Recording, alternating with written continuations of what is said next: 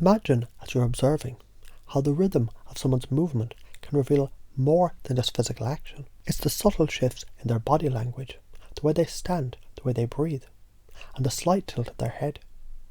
You notice how they express themselves and how they interact with others, and you begin to wonder, where are they balanced, and where do they feel out of balance? And as you move with them, paying attention to their energy, you realise these small cues are all opportunities. They offer subtle openings for connection, for shifting the dynamic. It's almost as if the environment itself whispers to you, telling you what's going on beneath the surface. Are they resisting? Are they inviting? Is there a tension that you can play with, or a space that feels comfortable to enter? When you're offering something, an idea, a suggestion, a thought, how do they respond? Do they pull away, as though there's something in their mind they haven't let go of? Or perhaps do they lean in, almost unconsciously, towards what you're saying? And in that moment you realise the understanding, the way they respond, their rhythm, is the key to knowing whether to continue or to recalibrate your approach. But it's not just what they do, it's also about what you do consistently. You maintain rapport, you keep your state solid, and just as importantly, you calibrate yourself to them, observing them carefully so you can see where they're at, how they're feeling, and what they're thinking. You return periodically to these moments.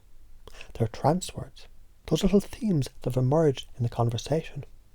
You touch upon them again, guiding them back into the mental space that you want them to explore. You begin to understand these moments of connection, these subtle anchors they create for themselves. They're powerful tools, and all the while you're moving effortlessly, adapting, calibrating, knowing exactly when to deepen the conversation and when to change direction.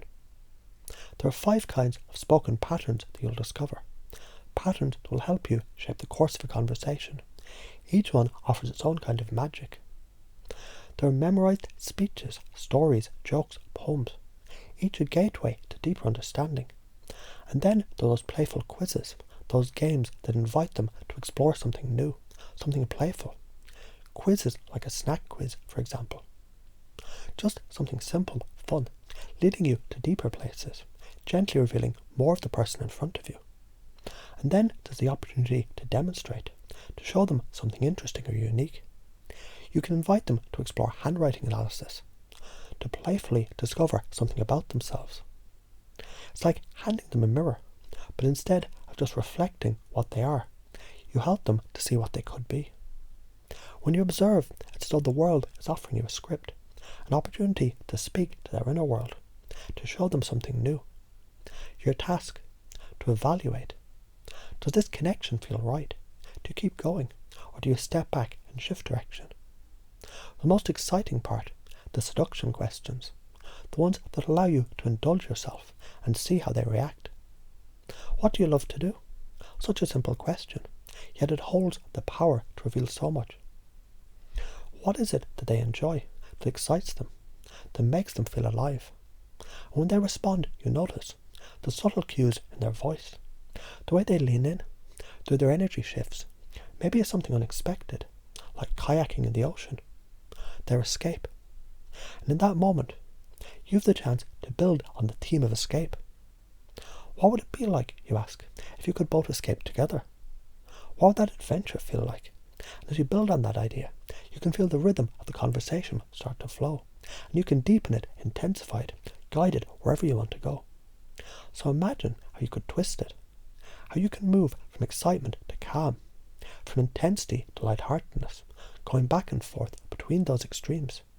It's the art of fractionation, drawing them in to one moment, then pulling them away, allowing the contrast to make each moment feel more and more intense.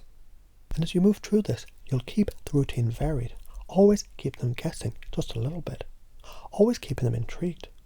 You'll notice how simple things, like a playful comment, "Are you a fighter?" it can disrupt their mental state, shifting them into a new way of thinking, a new way of feeling. You can guide them into that space of escape that they talked about, or you can bring in a new element, like a different game or quiz. A snack quiz, for instance, a delicious metaphor for indulgence, pleasure and delight. And as you move forward, it becomes clear that you're no longer just observing. You're guiding their mind, helping them to see new possibilities, creating a space where connection, intimacy, and excitement all blend together seamlessly. Each question you ask, every shift in energy, every subtle cue that you respond to, brings you closer to a deeper understanding.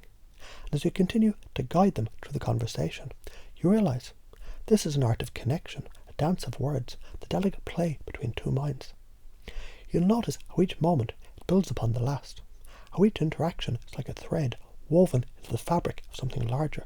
And in this way, you continue step by step, question by question, shift by shift, always learning, always adapting, and always guiding them deeper into this experience.